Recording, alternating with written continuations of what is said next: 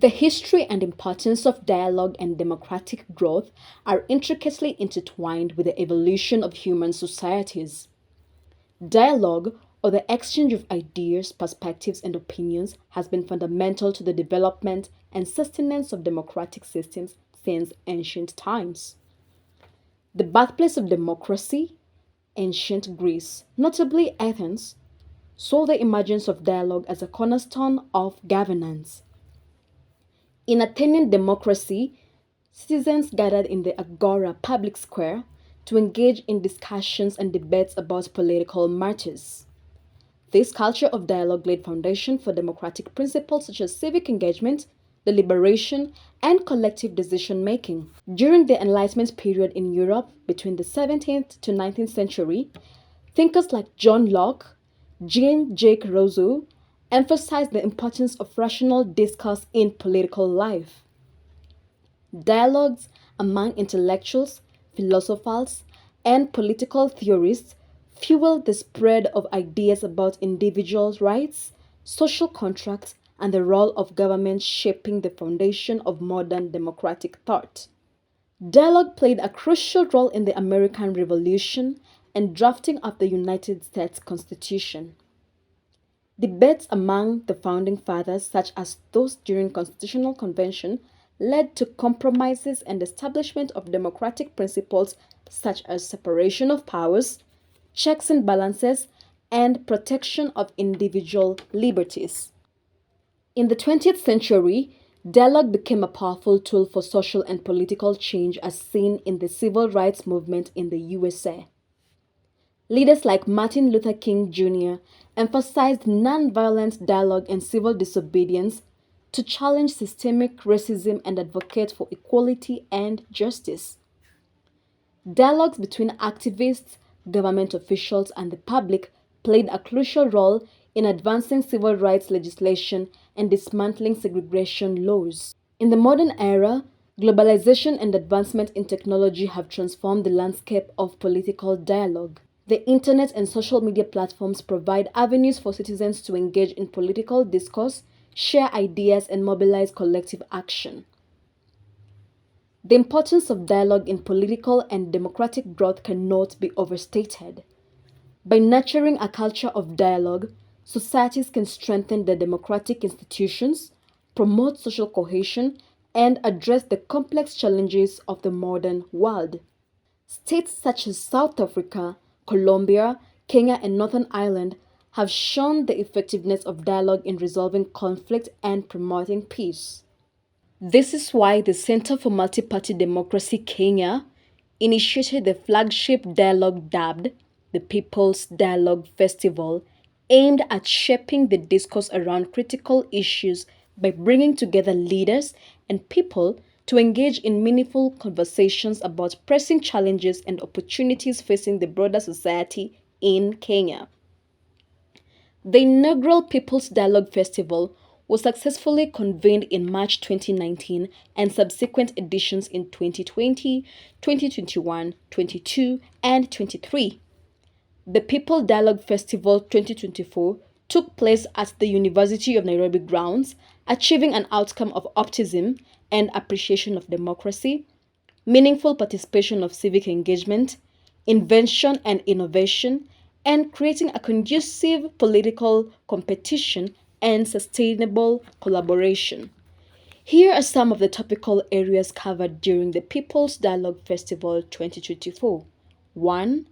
The cost and quality of Kenya's education. Hi, Njeri. Hi, how are you? We are telling the youth wajitume. Yes.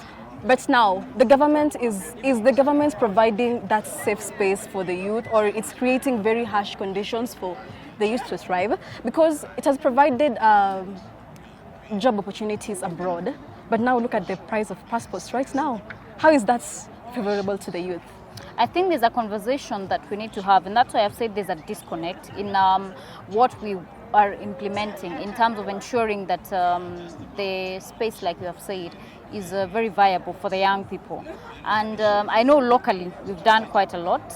Right now, what I can even confirm is that we increased funding for Public Service Commission internship positions, doubled it actually, and that will be paid internships. We have also invested heavily in cable and AI and internet, and I know that the judiciary is investing in what we call transcribers. That is online platforms where you transmit the information that is relayed in real time in court. And in Kirinyaga County, for example, we have already hired more than 200 young people who are working in various digital centers. In Kirugoya, we have a digital center, and we have an Ajira center in Gishugu sub-county. I know we're working for one in Mwea and another one in India. So I think there are these opportunities. Of course, we have some misses, like you say, the cost of passports, but we are going to negotiate with the government and see how we can come up with a platform. I know young people do not have money, and that is what I keep saying, right? Because they are available for those jobs, but now the transition and the movement from here to maybe Saudi Arabia and the other employment opportunities, we need to see how we can at least cushion them so that they are able to also go there. Yeah, because the monster is unemployment, and there's so many youth, yet the opportunities are very limited. Yeah. Now, like the internship positions have always been there. Yes. The paid internships have been there, but now we're looking at are there still those opportunities that youth can leverage into advancing themselves? Because there are so many unemployed youth that even with the internships, with public service commissions, we keep on applying those jobs, we keep on getting the not successful notifications every time for about 10 years. I mean, what is happening? I think the issue is this issue of unemployment has been a simmering problem. So it is not something that the Kenya Kwanza government perhaps can resolve even within a 5-year plan, because it's been existing. And what we often forget is we have a ballooning population. The population of Kenya right now is not what it was in the 1970s, 80s and 90s. We have also higher literacy levels, right? I mean, back in the day, you'd find like it's one person who's only made it to the university. Right now, you find that even perhaps all your neighbors have gone to uni. So of course, even with our literacy levels, with ballooning population, these are challenges that every developing nation is facing. And I know the Kenya Kwanza government is really committed to ensuring that we at least alleviate the suffering of the young people. But the problems of 30, 40 years cannot be resolved within 5 years. All right. So of course it is just a bit of patience, but I know we're headed in the right direction. And you as Njeri Maina, you are women representative at Kirinyaga County. How are you using the table of parliament to curb this unemployment crisis? What I can assure you is I sit in the Justice and Legal Affairs Committee, and I've just confirmed to you that we have hired more than 200 young people in Kirinyaga County for the Ajira digital program with the judiciary. So what I am trying to do is get as many partnership opportunities as I can, and also legislate on the floor of parliament to ensure that we have these opportunities for young people. I remember when the issue of KRA recruitment process came on, I was one of the people who said, look, I mean, these things have to be distributed. Even we also need to see people from Kirinyaga County on that list. I have also lobbied, I think, and connected more than 50 youths as I speak to employment opportunities within various government agencies. And I say these small things, even if you help 2, 10, 3 people here, that is what makes a difference, because you change the trajectory of that person's life. In terms of also ensuring that we are catering for education at the grassroots level in Kirinyaga County, we have a program called Tupange Kesho, where we have economic empowerment programs for young people. CBOs are applying, we give them a funding that is non-refundable. Is it national? Yes, it is. I mean, Tupange program? No, the Tupange Kesho is my own initiative. Oh, it's your initiative. It is what I am working on with my Ngaf Kit in Kirinyaga County, where we fund CBO and youth groups to start initiatives. Tomorrow we are having International Women's Day. I know there are going to be 2 groups of youths who are going to be showcasing in Embu on beekeeping that we have funded them, peanut making that we have funded them, and that is what we can do in our own capacity. All right. Yes. So it's working? Yes, it is. Thank you so much. Thank you. 2. Governance. Hello, Anto. Hi. Welcome to PDF. Thank you very much. Karibu sana. How is the PDF this year? How are you finding it? I think it's a new venue, new experience. We've had a fantastic time. KYPA had an exclusive. We've brought in quite a number of young parliamentarians who are just debating with young people. on matters climate change. So it's quite a good experience. All right. Yeah. Now, one of the agendas of the PDF is the youth involvement in governance processes. And now we have a generation of the youth who are so disinterested in politics, and I can tell you they are almost giving up because it's just too tiresome. It's just too tiresome. Now, how can we get this young generation, especially Gen Zs? Gen Zs. Are they Gen Zs? Gen Zs, yeah. How can we get them involved? Like they yearn to be in these processes, in these spaces, to make a change. Yeah, I think one, we must make politics attractive by making sure that the way we package it, it doesn't look like politics is just ideal for the older folks. Yeah. Because you see, we've reduced it to just a conversation about money. Many young guys don't have such a lot of money that they can use to engage in political activities. Secondly, it's been associated with a lot of goonism and violence, and sometimes people shy off from people shy off from those things. So we must sanitize politics, package it as something beneficial to the Gen Zs. Then naturally they would respond, because people respond where they stand to benefit. They don't just go where there is chaos and confusion. And then you must understand that also the nature of our politics has made it so difficult for citizens to benefit. So most of them end up now believing that it's just a space for people who want to amass for themselves. Take it all system. Yeah, it doesn't come out with the servitude nature of leadership. So probably those are some of the things that create that disconnect between the Gen Zs and then we must also make it fun, you know? Yeah. It must not always be serious business, you know? Sometimes you break protocol and formality to accommodate the informal side of life, because humanity is both formal and informal. Gen Zs are largely on the informal. Break bureaucracies, break the technical bit of it. Correct. But you know, siasa haikuanza juzi. Imekuwa kutoka before I was born, before you were born, imekuwa kutoka kitambo.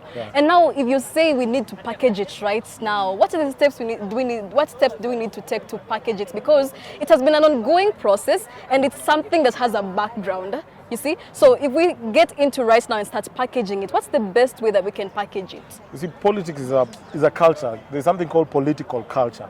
You orient people into a culture. And you know, culture evolves. You know, you can evolve it into something that suits the day, you know, like suits this time and age. The politics that was played during the Plato's age is not the politics that was played in the 60s, and it's not the same politics. Our politics has also evolved with circumstances. In the 63s, the political demands were for independence. So the political culture was geared towards agitating for independence. Fast track multipartyism came on board. We evolved to that. Now we are in the politics of economics. So we need to create an economic, cultural conversation that is packaged to suit this age. All right. And then that will be attractive to people who belong to this age. Yeah, because now the challenge you're having, the guys driving the narrative are still the guys probably who operated in the 60s. Exactly, and you know, they're passing the same bad manners, you know? Yes. So we're looking at how can youth even hold their leaders accountable? What spaces, what should we do? Like we are seeing, because we've seen the same names in Kenyan politics. We see the same names. We see Ruto, we see Raila, we see same names, Martha Karua. And now when new faces start coming up in these spaces, they face a lot of criticism.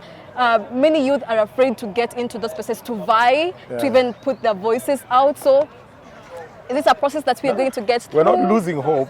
What we are trying to do is just preach the gospel of hope. Yeah. Because again, those are challenges that have confronted this generation. So we must really think along the lines of how do we position ourselves strategically to be agents of change in addressing these challenges. So I think the narrative that should sell today should be what Mahatma Gandhi is quoted saying, be the change you want to see. Be the change you so want to be. We must inspire exactly. more young people to become the political leaders that we desire to see. All right. Yeah. So it's just a conversation around inspiring more and more to take interest, more and more to take leadership. All right. Yeah. Don't give up. Be the change you want to be. Thank you so much. Thank you. Karibu. 3. Realization of Sustainable Development Goals. Hi, Chris Mark. Hi, how are you? The famous Chris Mark. I hope famous in a good way. I'm very well. Yes. Well, we'll have to find out about that. Nice to meet you. Pleasure is all mine. Okay. Welcome to the PDF. How are you you. finding it so far? Of course, it's well built up. Being that it's a new venue, we've always had it at the Museum Hill of Kenya.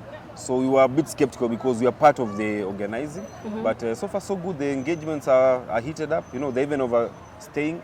And they're set for 2 hours, they're going for 3. So I know it's something good that is going on. All right. Yes. Now this is a youth an involvement with a youth angle, Yes. and the participants I can see here, most of them are youth, Yes. and you're a champion of the SDGs at county level. Yes. So I want to know how we can empower the youth Yes. to advance the SDG agenda. Yes. Yes. First of all, you know, the aspect of civic education is important. All right. Because they need to understand what is the SDG. What are SDGs, right? Yes, what the Sustainable Development Goals are, which each one of them entails from goal number 1 to 17, because some of these goals are things you can do. They're not something beyond our reach.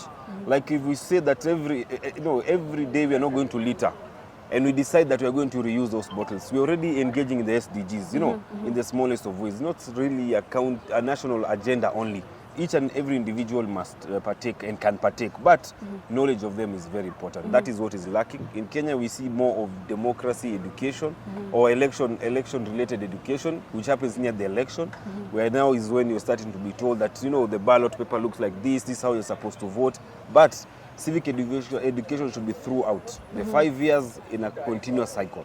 Yeah. Now, you have mentioned that you are focusing on SDGs at the county level. Yes. So how can we engage the youth at the county level? This youth who did not attend this PDF to know about the SDG, how do we reach to that youth in Makueni or Kitui or Vihiga, wherever they will be, to make them aware of course, civic participation, civic engagement will play a role, but how can we advance to make them involved in the promoting gender equality, promoting access to water, access to good health, in that line? Yeah, first of all, I would think it's important to get their feedback, because at times we cannot purport to accelerate a certain SDG. Maybe it's not a priority area for the youth. All right. So we want to come out of that phase of thinking for them. We want to be in the face, and that's why we have this whole PDF to get the youth engaged. So how can we reach the ones who are not there? Like, for example, my organizations, we have agreed anybody who's here is going to take back the conversation. When the young MCAs in my organization are doing their public participation, their budget making processes, they will make sure they can invite the youth. Of course, there's always that fear that, I will invite the youth and they'll want something small.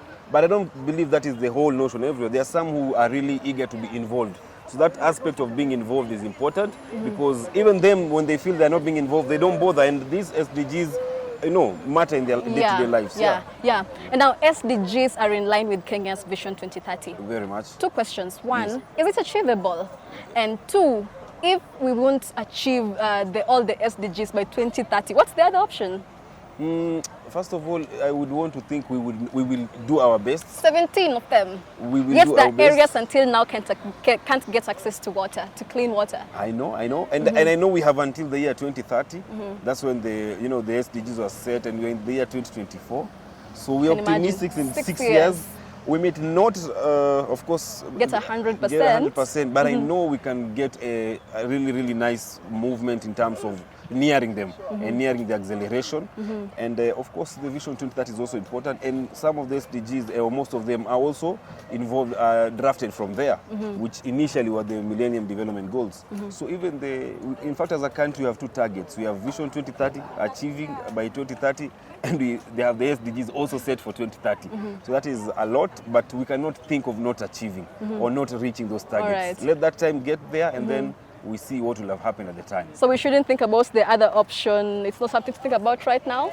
Yeah, no, look, the other option would be when there were the Millennium Development Goals, there were many. All right. And that's why we came up with the SDGs, something that is short, they're 17, and most realistic, and the ones which don't look beyond us, So I don't know, if we go again and start looking for another, we'll be running away. All right. We would rather try and implement the much we can. Okay. Yes. All right. Thank you so much. All right.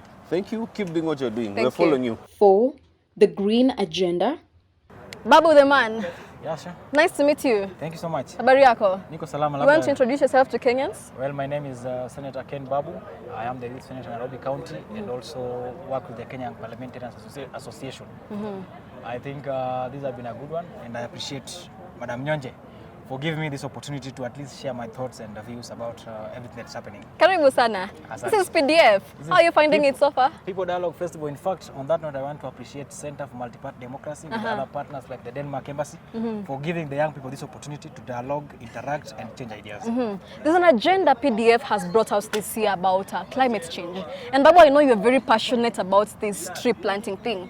And the president advanced it. It's even a national holiday, right? Now, is this program sustainable? Because last year we saw cabinet secretaries flying around with choppers going to plant trees. You know, so itakuwa kitu ingine inafanywa saizi, alafu ifike 1 year tunakata. Is it sustainable? Well, first, tree planting is a good initiative, and I want to commend the president for having come up with that initiative and given us a holiday. But again, for the sustainability, that's the where the back stops, because we have to ensure that there are sustainable measures to facilitate this process. Now, on the tree planting initiative and the entire thing about it, I think I will advise the government to put into place the tree caregivers and even put this into the budget policy statement so that they can budget it for and the resources allocated for tree caregivers, so that we don't just plant trees. How caregivers ni kina nani hao? We plant trees and we have people who take care of the trees so that we can, at the back of the end, we can get the results of the products of planting the trees. And these tree caregivers will work with the young people, and if it is put into the budget policy statement, then it will solve 2 problems. Number 1, we are going to ensure that the trees are growing to address the real reason why they were planted. Number 2, we are going to create unemployment opportunities for the young people. Okay. Because if you plant 30 trees and the government is giving you 100 shillings per tree to water it and see it grow, then it means every young person in this country will be able to earn a living from taking care of his or her tree back then in the village. Okay, Babu, you said you want the tree caregivers. Do you want it to be an on job that the government provides for people? Because I can plant a tree today at Machakos, and in 5 years I won't be at Machakos. So how is this going to work out? I think now the government needs to work closely with the county government, that's the national and the county, with the CSOs, the youth serving community serving organizations, to establish these trees. Once they are planted, they are being adopted by the youth serving organizations within that area. But the budget allocation at the top, now it is being channeled to the CSOs. It is now the CSOs who identifies who adopts each tree, who does what. But at the end of the day, they are paid something. If your tree dies, you plant another one. If your tree doesn't die, you keep it until it reaches maybe if the growing optimum or something.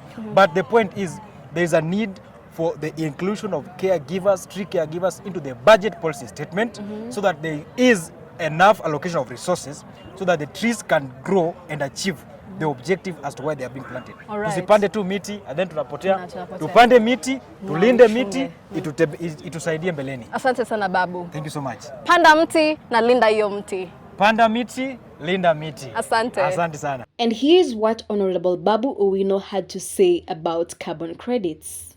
I'd like to pick your mind on an understanding of the carbon credits and the implications. Thank you very much. Carbon credit is the permit given for transaction in carbon trading. And carbon trading means that at least there's a specific limit that is given to countries to emit carbon dioxide in the atmosphere. And there are countries that emit less carbon dioxide in the country, and such countries are hired, for lack of a better word, by countries that are banking more on industrialization and producing more carbon dioxide into the atmosphere. CEO, one of the SDGs is on climate change, and I'd like to know, how can the youth be engaged to advance the agenda of climate change to achieve SDGs and the Vision 2030? Well, I believe it is in the youth to actually improve the climate change. To improve the climate of our place.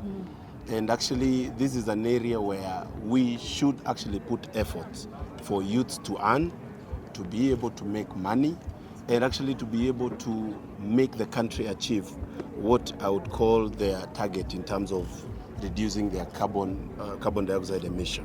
And this, I mean that on the issue of tree planting, it is the youths that are supposed to champion the tree planting, and they're supposed to be paid for it, and paid well. And this one, we have to insist, they have to be paid well, so that they take up this matter. And knowing very well, almost all countries in Africa are close to 70% young people. It tells you that if we use the young people, we are going to achieve what is meant for us to achieve in terms of climate change. Now the budget, mitigation. okay, Yes. the budget policy statement was passed. Is Yeah. that in Absolutely, that yes. allocation for that to pay the Yes, caregivers? Yes, we are actually in line with what we put in as a target in government of planting 15 billion trees.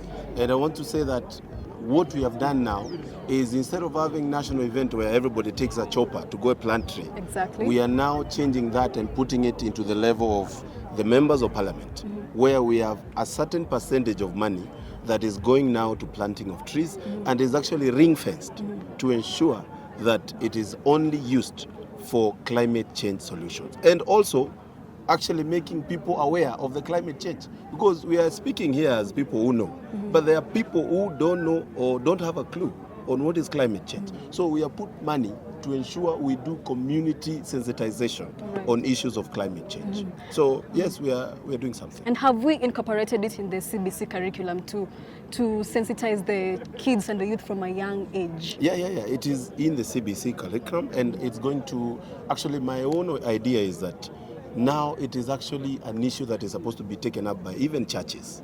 It should be taken up in every single area we see there's an opportunity to preach on issues to do with climate change mitigation. All right. Yes. Thank you. Ladies and gentlemen, let's keep talking. See you at the next People's Dialogue Festival discourse next year.